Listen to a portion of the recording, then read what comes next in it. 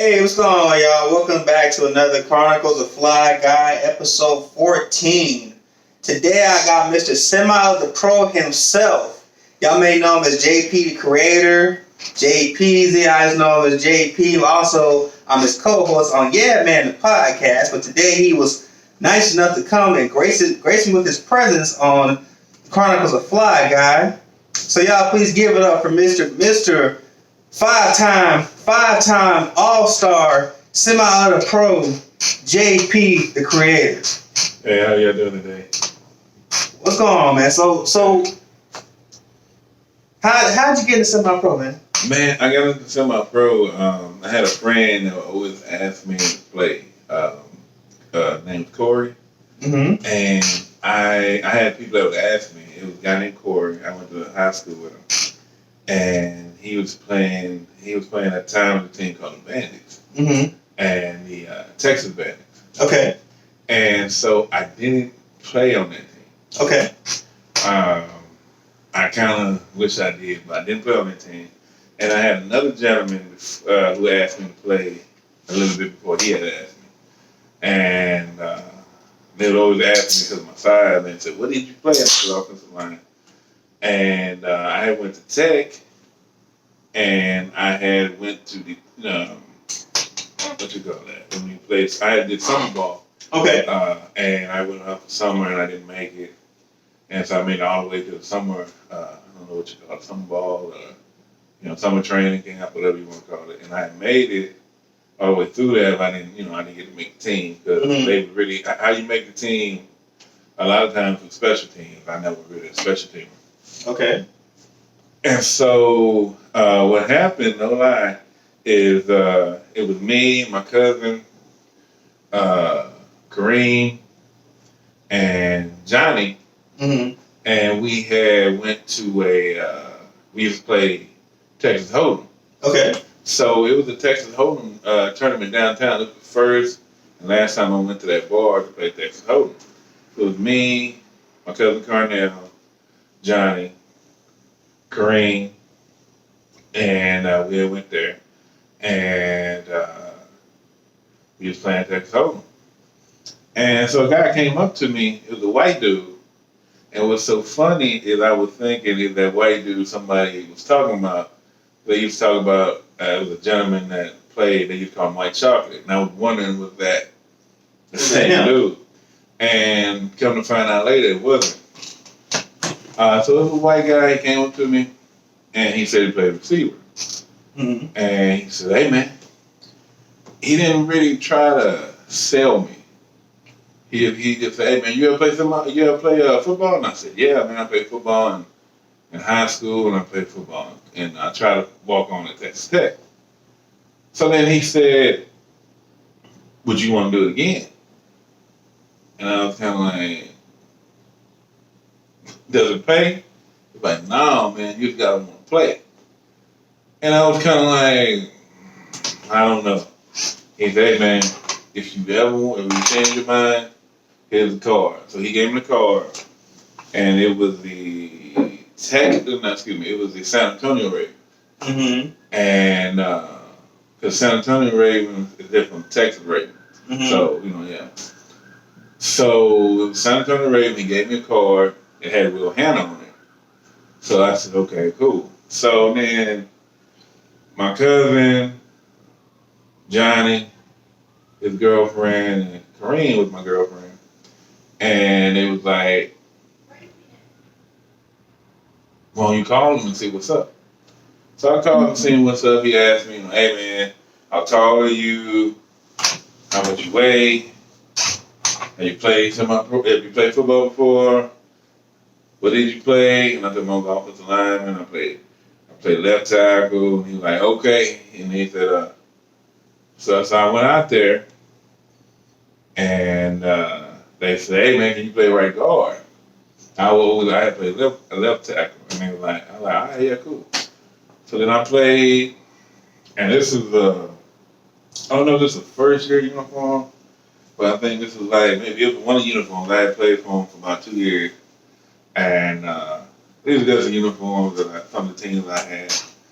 And this was the Texas Ravens. Excuse me, the San Antonio Ravens. Okay. And I played for them. And it was cool because to me it was kind of, we had traveled a lot of time. Mm-hmm.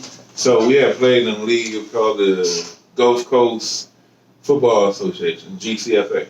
Mm-hmm. And a lot of teams from there was from Houston. So, man, we was traveling every week almost, you know. And so the team that would come down here was basically from Galveston, Houston. You know, they had one guy, the Firewalkers. Yeah, it was a team on Firewalker, the dude named, I think his name was Smitty. He had actually played, I think he had played for the NFL team. Okay. Yeah, so some of the people had played for, like they had played for a NFL team, or you know they was on like on practice team or something, Mm-hmm. or they had played college ball in like Prairie View or Texas A&M. Now, some people played, you know, some from big schools, or they had went to Southern, or, you know, they just played in the SWAC. Right. And so you know, so it was pretty interesting. Then you had some people ain't never played at all. Okay. So in the first year, it was kind of like mind blowing. And then the second year I came back, it was kind of like I kind of knew what was going on. And that team, it ended up folding.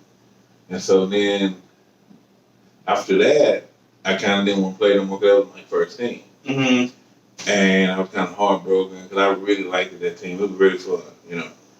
And we were a playoff team. The first year we were a playoff team, we played a team called the Dallas Warriors. We played a team called Dallas Warriors. Okay. And we would always try to kind of beat them. So they would kind of beat us. And then one year, the second year, we beat them. And it was a regular season game. And so we was like, wow, you know. And so we beat them, and we was like the first or second team in the playoffs. And what happened, man, is just something happened to where we couldn't travel, and we had to forfeit that season during the playoffs. Man. Yeah, and so you know a lot of people was upset. And, you know, he say, she say, you know, and so for 2 years I didn't want to do it. And one of my friends at the time, Don, he was like, man, if you're going to continue to play at Semipro, you're going to play for a lot of teams. And he said, because that's just the way it is, you know, people, they fold, you move on, they ain't the right fit, whatever reason, you're going to play for more than one team. And that is true in Semipro, unfortunately. You got a couple people that play for one team, but that's real rare in Semipro. Do you feel that Semipro is kind of like, do you feel like people are trying to get their glory days back, or it's just for the love of the game, or what do you feel Semipro is for, since it's pretty much the average man? In my opinion. Okay. I feel like Semipro is for a little bit of everything. Mm-hmm. You got your people that ain't played at all. Right. You got some people that played at Texas A&M. Okay. I know some people played at Texas A&M. I know some people that played Arena. Okay. I even know some people that played pro. Okay. You know, it just a little bit of everything. You know. Did you ever play against a guy named Jonathan Batson? Yeah. Batson went to A&M. Yeah, that's what I'm talking about. Well, I played on a team with Batson. Okay. The Mavericks. Okay. And that's what I had in mind with A&M. Yeah, he was One of your safety or something. I think it was a safety at Judson. Shout out to Batson. I think it was a safety at Judson. He ended up going to A&M from Cisco. Okay. So he was one of those, you know, junior college transfers with A&M, and after that I never really heard anything about him. I wasn't really I didn't really speak to him that much. I just had heard about him, and I ran into him a few times. I ran into him one of his games with Fuller. Okay. Fuller was and when that's when I first heard about Semipro. Never was really interesting. I was like, I'll watch. I'll go out and support. And I was like, this is a soccer field. So I'm looking and I'm like, this is a soccer field. Y'all turn it into a football field. Yeah. And I was like, this got to be a love for the game because it's rocks and Man, it's definitely love for the game because I had put a post on Semipro, on my page, and it basically you pay for your jersey, mm-hmm. you pay for your equipment. Mm-hmm. A lot of times you don't get top notch equipment. you they got stores like Play It Again Sports, that sell secondhand stuff. And Play It Again Sports is a really good store because a lot of times, you can't pay $500 or $300 for a helmet because you got stuff you got to do as an adult. Right. So places like that really help out. They used to have another store, but they made it in a baseball store, and that's what a lot of people go to first. But now it's Play It Again Sports. But you pay for your equipment, you pay for your jersey, you pay team fees, basically pay for everything. And it's out of love for the game, man. And if you really love football, it's probably the best money you ever spend. Real quick you really love football, real quick. Right. You playing against some pretty talented guys. Mm-hmm. So sometimes you play against sometimes one of the guys I went up against, I think he played at Arkansas. Okay. Yeah. And Wow. And the dude was in I think SSI or something like that. Yeah, man. So Sports Illustrated or something like that. Yeah. So you don't know who the person's history is. Yeah. Against Semipro. Yeah. Yeah, I've seen that before. I was actually sparring one time. This guy said, "So what do you do in real life?" I said, and I looked at him. And I was like, "Oh, you mean what I do as a job?" I was like, "Well, I actually work in a hospital." And I said, "What do you do?" He's like, "Oh, I'm a patent lawyer." I was like, "Oh, wow." So he was a patent lawyer. Okay, so, I was like, "Oh, that's pretty cool." So yeah, you never know who you're going against. So have you ever seen anybody go from because I know you've talked about people going from high school to there. Have you seen anybody go from high school to maybe they had an opportunity to go to college and just didn't go for whatever reason? Right. Did they ever get picked up by a college from playing Semipro? I knew a couple people. It was one guy.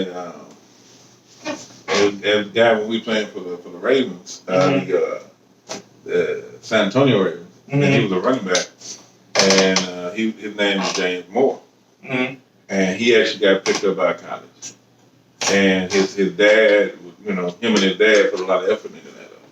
Okay. It used to be where I know when we were playing the Warriors one day, and we San Antonio Warriors? No, the Dallas. Yeah. Okay. Okay. We had played the Dallas Warriors. We was in Dallas, and we played the San Antonio Warriors a couple times too. But we were just after the game we had lost, and somebody came up from a small college and was like, "Do y'all want to play college ball?" And we lost. He was like, "Yeah, we understand that, but they want to play." And so the thing is, if you want to make that step, you can't get paid.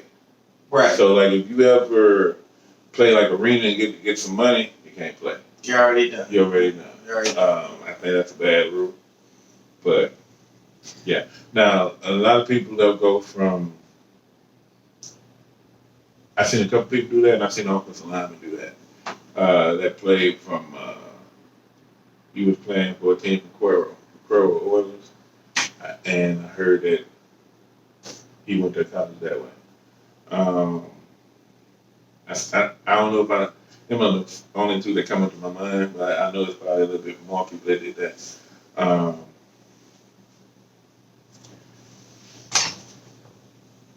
think that it was a guy I knew too that did that too. That played for the Bandits. Okay.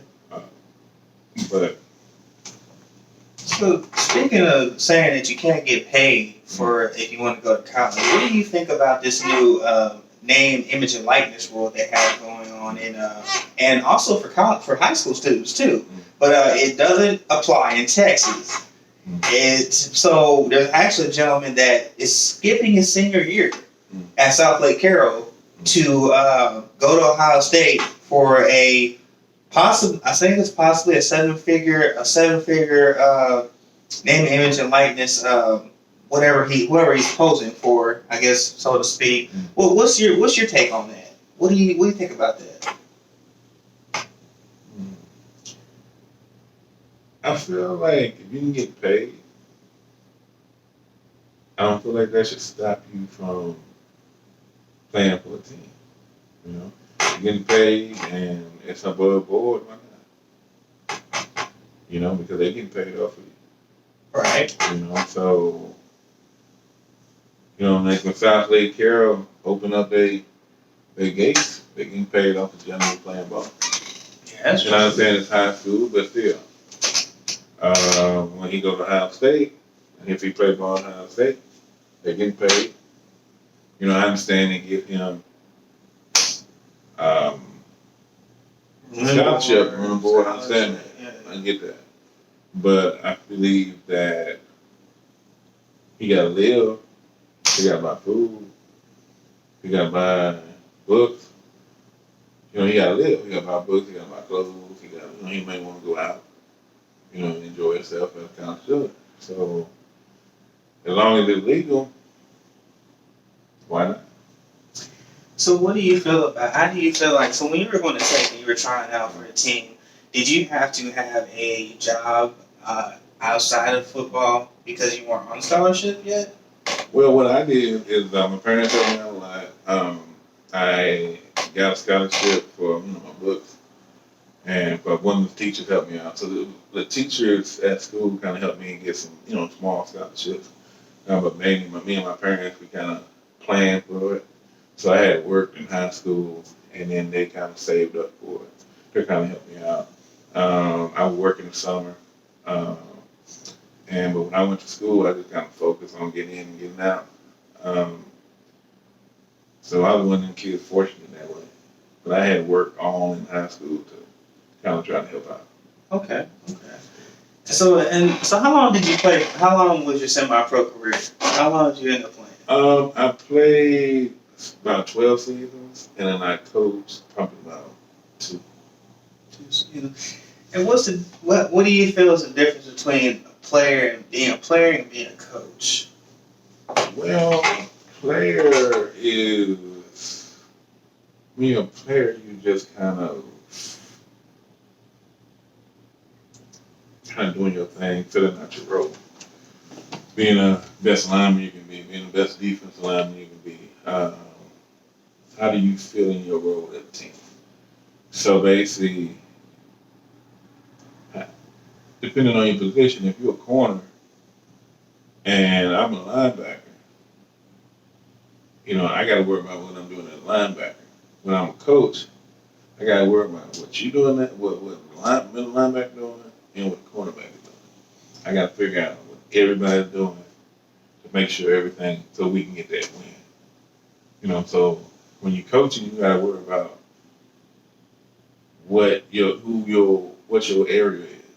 So when I was coaching offensive line. I have to worry about an offensive line. I have to worry about 5, 7 guys, the rotations and everything like that. As a player, I'm just worrying about me and how I can help. So if I'm a right guard, I have to worry about how can I help the center out? How can I help this tackle out? How can I help this unit be the best it can be?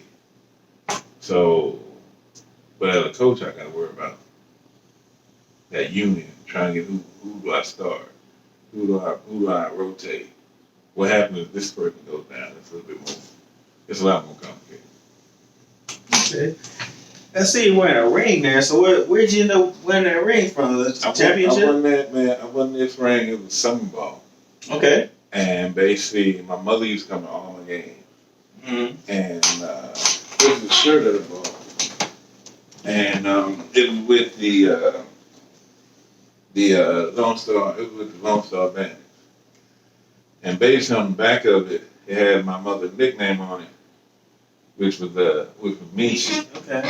And the reason why that meant so much to me is because I remember that when I was in 8th grade, I was playing baseball, Mm-hmm. and she wore this shirt that says Jarnell's mom. And at the time, I was like, "Why are you wearing that? Why you wear that? Why you wear that?"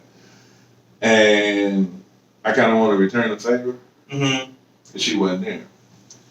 And so basically, what happened is the first game we played, they dedicated the season to my mom.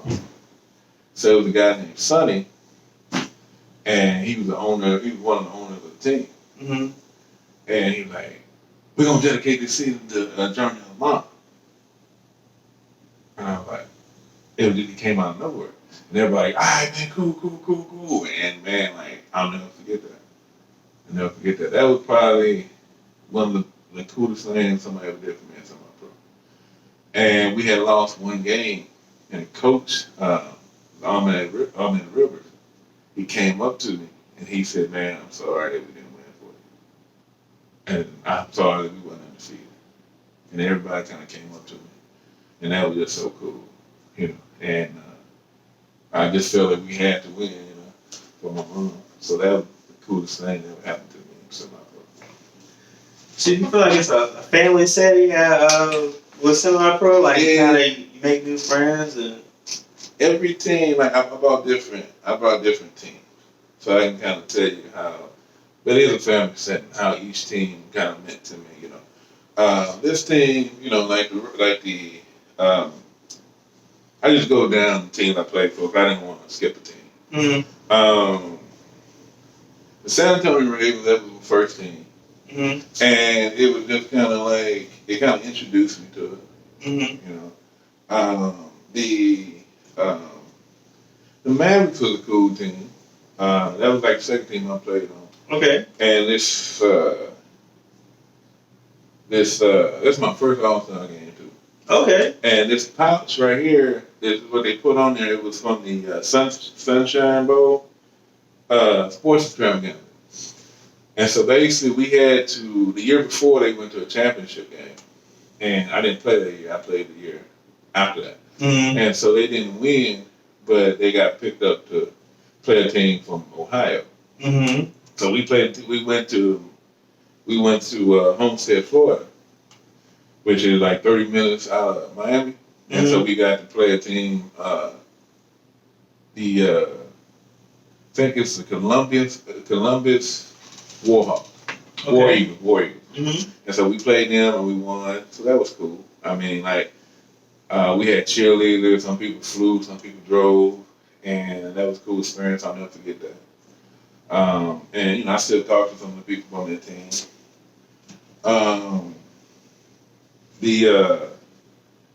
The Generals, man, that was the team I played with after the Mavericks.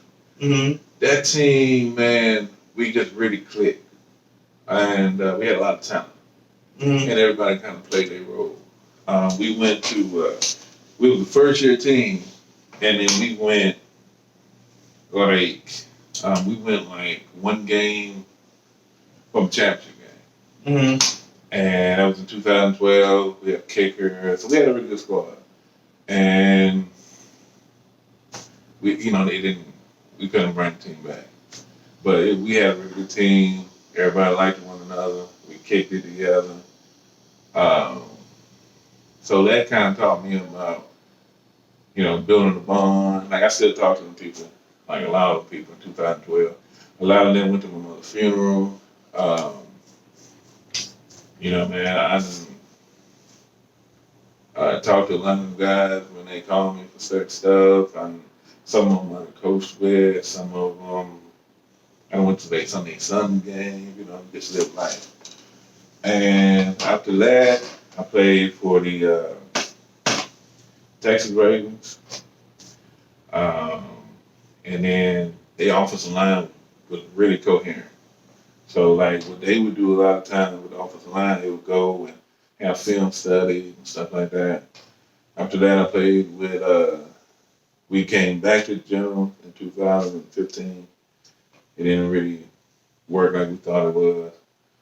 After that, I had went to I went to Duville, and Duville was really a cohesive team. Then after that, I had went to the Hurricane, and then after the Hurricane, and during the Hurricane, that's when my mother had passed during that season. So then I didn't finish the season out.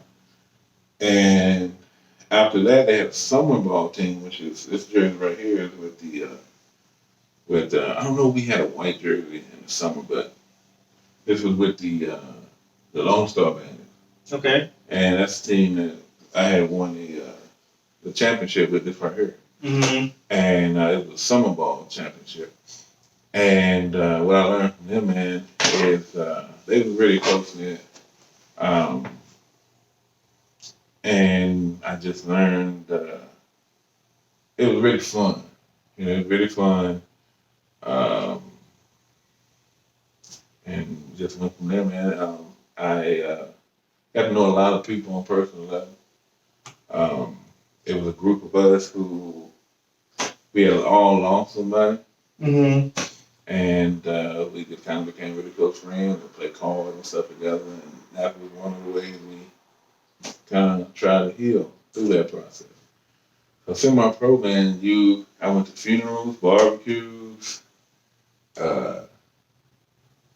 he talked to people about getting divorced. He said, man, that's everything, man. Yeah. That's pretty cool. That's pretty cool. Yeah. So what's one memory that you took away from semi-pro? You told me like I've really learned. What's one the big memory you took away from it? Ah, man, it would have to be. I couldn't even give you one. The thing they see that when we played in Dallas Stadium, mm-hmm. and then we went out there, and then they kind of said, "Hey man, let's do it for Nietzsche." And actually said my mom's nickname. That was cool. That championship game, that was cool. And then when we finally won it, that was awesome because my mom was at probably about 80% of the game, so that was awesome. Playing in Homestead was cool, because you get to see different people from different states play football, so you get it's a different outlook, a different way they play. So that was cool.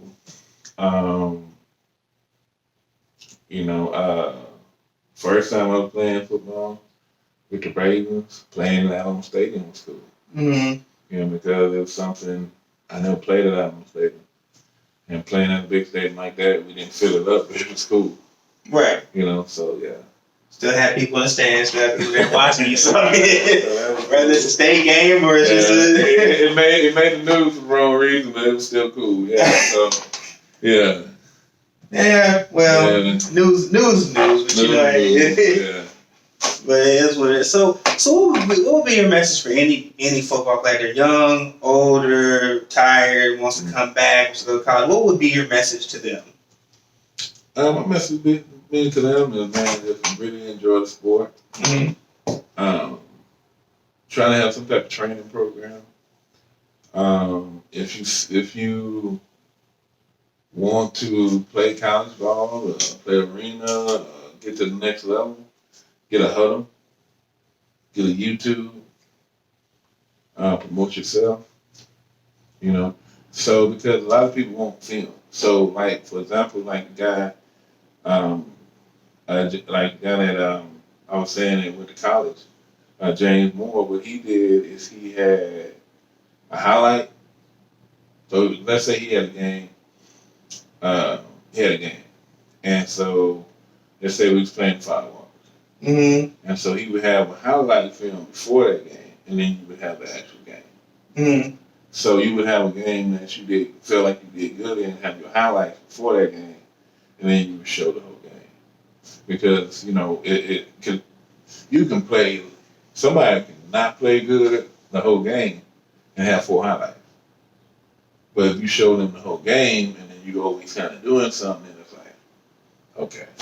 We can put them in somewhere. Right. You can show how versatile you are as a player. So. Okay. Man, I really appreciate you coming on to Chronicles of FlyGuy and gracing my show with your presence, man. I really do appreciate that. This is my first live guest, y'all. So y'all be looking for this man on Yeah Man the Podcast. I will also be there, so don't think I'm just jumping from show to show. I have been there for quite some time now, so it's not like I'm just jumping. He's already aware of this. Right. So y'all be looking for that too. So yeah, shout out to Yeah Man the Podcast.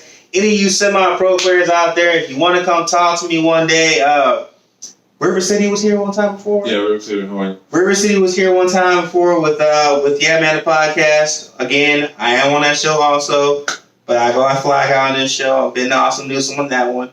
Any of you semi-pro athletes, you want to talk about anything you want to talk about, come holler at me. You can hit me on my inbox, Ben Newsome. You can also hit JP Creator right here, or you go ahead follow him on the Facebook, right? Yeah, Jarnell Porter. Yeah, so if you ever want to hit him up on his Mr. Semi the Pro here, right here. This is the man here, the five-time All Star Semi of the Pro has spoken. So y'all keep this man, y'all respect that man. Hall of Fame, I'm telling you, respect this man, Hall of Fame Semi-Pro. I'm just saying. Thank you. Well, that's our time, folks, and we out.